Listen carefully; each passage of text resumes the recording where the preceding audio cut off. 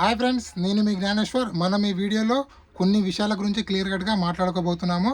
12వ వారం నామినేషన్లో టోటల్గా ఎంతమంది కంటెస్టెంట్లు వచ్చారనేది ఈ వీడియోలో క్లియర్ కట్గా మాట్లాడుకోబోతున్నాము.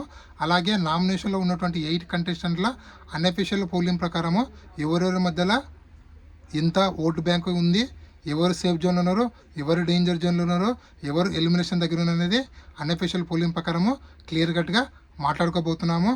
అలాగే బిగ్ బాస్ ఈసారి సీక్రెట్ నామినేషన్ అలాగే ఓపెన్ నామినేషన్ అని 2 నామినేషన్లు పెట్టాడు. సో బిగ్ బాస్ 2 నామినేషన్లు పెట్టడానికి ముఖ్య కారణము గొడవలు జరిగాయి. టీఆర్పీ రేటింగ్ కూడా పగిలిపోయింది. ఎందుకంటే ఈరోజు నామినేషన్లో టోటల్గా 5 to 6 గొడవలు అయితే జరిగాయి. వాటిలో అతిపెద్ద గొడవ అనేది డిమాండ్ పవన్ రీతు వర్సెస్ కళ్యాణ్ పడాల. మీరు విన్నది నిజమే, చాలా అంటే చాలా పెద్ద గొడవ జరిగింది. ఆల్మోస్ట్ వాళ్ళు కొట్టుకునేంత స్టేజ్ వరకు వెళ్ళారు. డిమాండ్ రీతు కళ్యాణ్ కొట్టుకునేంత స్టేజ్ వరకు వెళ్ళారని చెప్పి మనకైతే అప్డేట్ అయితే రావడం జరిగింది. అలాగే ఇంకెవరెవరి మధ్య గొడవలు జరిగాయనేది ఈ జస్ట్ 5 minutes వీడియో చూడడం వల్ల మీకైతే ఫుల్ క్లారిటీ అయితే వస్తుంది. ఫస్ట్ ఆఫ్ ఆల్, నా పేరు జ్ఞానేశ్వర్. నాకు ఒక ఇన్స్టాగ్రామ్ ఐడి ఉంది. ఆ ఇన్స్టా ఐడి పేరు జ్ఞానేశ్వర్ బీబీ రివ్యూస్ అని ఉంటుంది. మీరు ఇన్స్టాగ్రామ్ ఫాలో అవడం వల్ల బిగ్ బాస్ 9 సంబంధించిన ప్రతి ఒక్క అప్డేట్ అనేది ఎపిసోడ్ కన్నా ముందే మీకు తెలుస్తుంది. దయచేసి ఇన్స్టా ఐడిని ఫాలో అవ్వండి. ఒక 4900 ఫాలోవర్స్ దాంట్లో ఉన్నారు. సో అసలైన మ్యాటర్కి వెళ్ళిపోదాము. బిగ్ బాస్ హౌస్లో ఉన్న కంటెస్టెంట్లందరికీ భారీ షాక్ ఇచ్చాడని చెప్పుకోవచ్చు. ఎందుకంటే బిగ్ బాస్ హౌస్లో ఉన్నటువంటి కంటెస్టెంట్లందరినీ ఒక ఎక్సెప్ట్ కెప్టెన్ రీతు చౌదరిని తప్ప మిగతా అందరు కంటెస్టెంట్లని 8 మందిని తీసుకొచ్చి నామినేషన్లో వేయడం జరిగింది. ఎందుకు అంటే బిగ్ బాస్ ఒక ఓటు వచ్చినా కన్సిడర్ చేసిండు, ఎన్ని ఓట్లు వచ్చినా కన్సిడర్ చేసి టోటల్గా 8 కంటెస్టెంట్లని నామినేషన్లో వేయడం జరిగింది. అలాగే బిగ్ బాస్ హౌస్లో ఈరోజు నామినేషన్లో ఓపెన్ నామినేషన్, సీక్రెట్ నామినేషన్ ఉండబోతుంది. అలాగే గొడవలు ఎవరెవరి మధ్య జరిగాయంటే Kalyan Padala versus demand Pawan, Kalyan Padala versus Suman, అలాగే demand Pawan versus Tanuja versus బర్నీ, Tanuja versus దివ్యనికిత, Tanuja versus Emmanuel. So చాలా పెద్ద గొడవలు అయితే జరగబోతున్నాయి. అలాగే బర్నీ versus Tanuja, బర్నీ versus Sanjana, బర్నీ versus దివ్యనికిత కూడా గొడవలు భారీగా జరగబోతున్నాయి. ఈరోజు ఎపిసోడ్ ఎవరు మిస్ కాకండి. బిగ్ బాస్ చరిత్రలో, బిగ్ బాస్ 9 చరిత్రలో ఇంతవరకు జరిగినటువంటి పెద్ద గొడవ డిమాండ్ పవన్ వర్సెస్ కళ్యాణ్ పడాల. కానీ కళ్యాణ్ పడాల వాళ్ళిద్దరికి ఇచ్చి పాడేషన్ చెప్పి మనకైతే అప్డేట్ అయితే వచ్చింది. మనం చూద్దాం. మనము ఎపిసోడ్ టెలికాస్ట్ అయిన తర్వాత ఎవరిది తప్పు, ఎవరిది రైటు, ఎవరిది కరెక్ట్ అనేది 100% మనము మాట్లాడదాం. అలాగే రెడ్ కార్డు కూడా ఇవ్వబోతున్నారని చెప్పి మనకైతే సమాచారం అయితే వచ్చింది. కానీ ఇంతవరకు ఈ బీబీ చరిత్రలో రెడ్ కార్డు ఇస్తానని భయపెట్టారు తప్ప రెడ్ కార్డు అయితే ఇవ్వలేదు. సో చూద్దాము, డెమాన్కి రెడ్ కార్డు వస్తుందా, కళ్యాణ్కి వస్తుందా, లేకపోతే ఎవరికి వస్తుందని మాట్లాడుకుందాము. అలాగే రీతు చౌదరి వర్సెస్ సంజన చాలా పెద్ద గొడవ జరిగిందని, దాంట్లో అన్పార్లమెంటరీ వర్డ్స్ వాడారని, కొన్ని వర్డ్స్ మనం వినలేమని చెప్పి అలాంటి బూతులు కూడా సంజన గారు రీతు చౌదరి పైన వదిలేశారని చెప్పి మనకైతే అప్డేట్ అయితే వచ్చింది.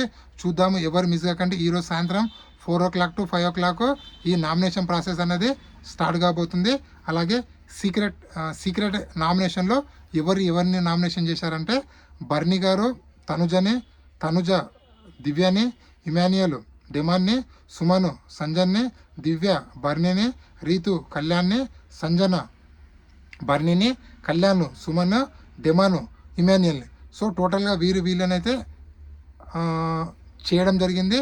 సో డిమాండ్ పవన్ కళ్యాణ్ని చేయడం జరిగింది.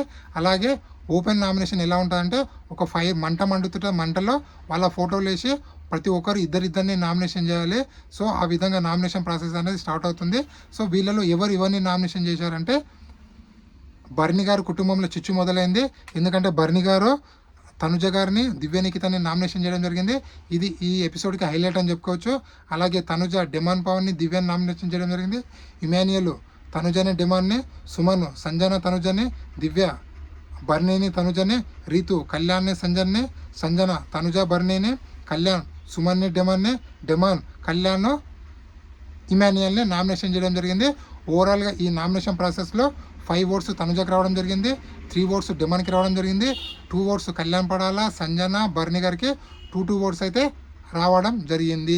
ఓవరాల్గా నామినేషన్లో ఉన్న 8 కంటెస్టెంట్ల ఓటింగ్ చూసుకుంటే కొన్ని సైట్లలో కళ్యాణ్ పడాల టాప్లో కొనసాగుతుండో, కొన్ని సైట్లలో ఇమాన్యుయల్, కొన్ని సైట్లలో తనుజ, కొన్ని సైట్లలో కళ్యాణ్ పడాల కొనసాగుతుండో.